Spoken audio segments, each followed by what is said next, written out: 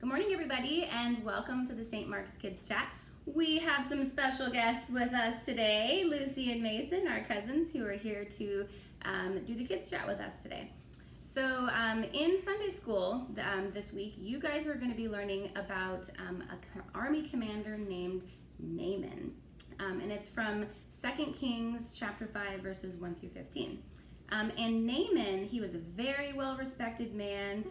He was actually, but he also had something that's called leprosy. Do you guys know what that means? What does leprosy mean? You're itchy all the time. Itchy all the time, I know, exactly. And sometimes it makes you die.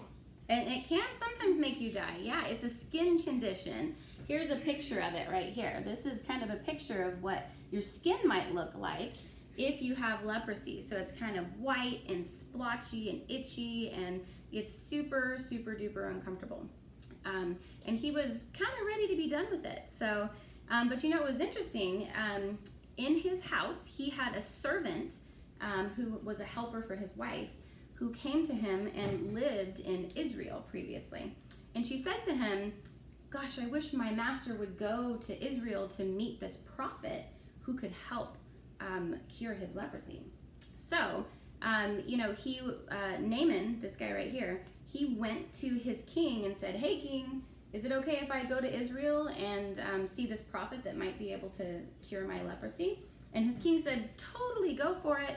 And he gave him a lot of money. He gave him 10 talents of silver, which is equal to about $200,000 our money, our time, and then 6 shekels of gold, which is almost like $3 million in our time. So that's a lot of money. Ooh. So do you think that he might be trying to buy his skin condition to go away? What do you think? What do you think? Yeah. So he thought that maybe I had to just pay all this money to this prophet in order to do that. But we'll find out later that they actually didn't want his money. They wanted him just to be trusting in God.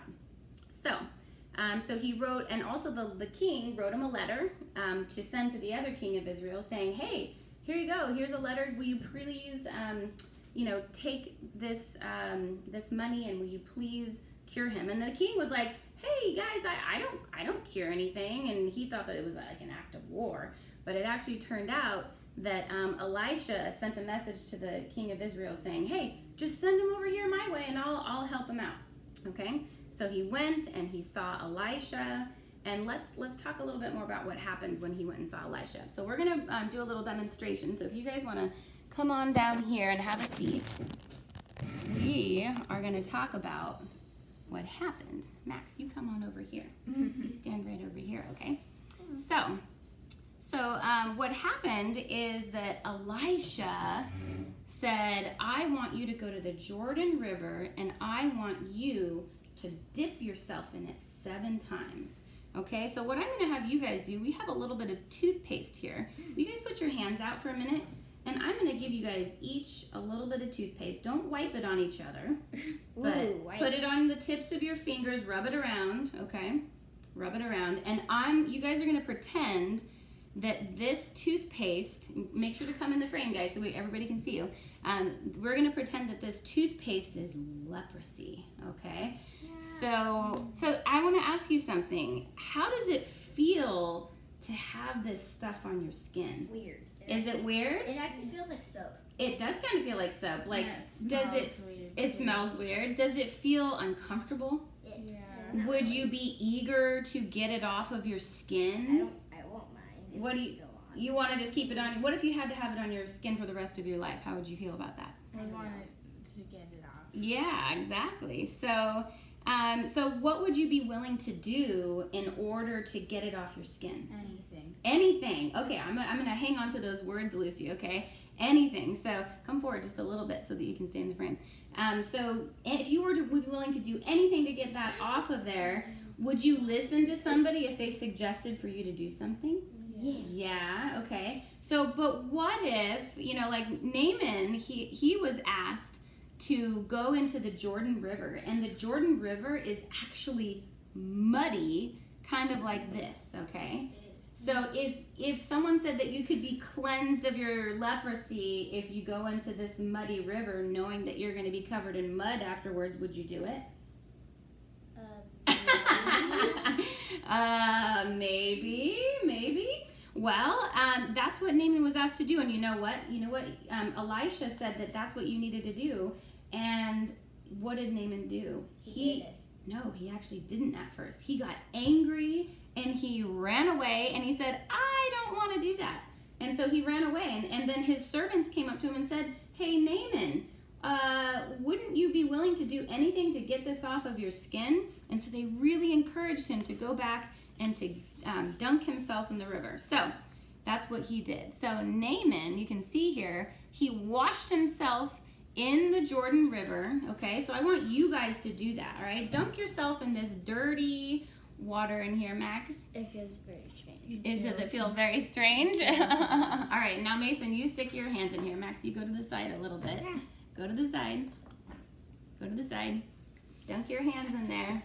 Cleanse yourself. Cleanse yourself. Just like Naaman did. Yeah, it's gross. Is it a little gross? Yeah. Well, here. All right. Dry your hands. Each of you guys can dry your hands with this. There you go. Take your hands out and dry them with this, what I'm handing you. There you go. Here, Sawyer. Dry your hands off. I know. Okay, dry your hands off and have a seat. It's all right if it doesn't get off all the way. Okay, so, but you know what? What happened is that as soon as he did what the prophet Elisha told him to do, as soon as he told the prophet what he was supposed to do, guess what happened? He was cleansed. Do you see this picture of him? He is praising God. He is praising God, and you know what he also said? He was hoping that Elisha would just wave a magic wand over his head and fix something for him, right? Yeah.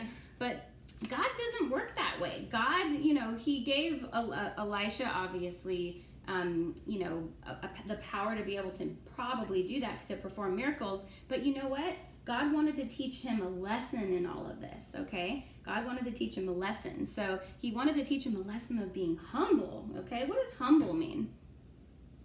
Humble means like you're being good.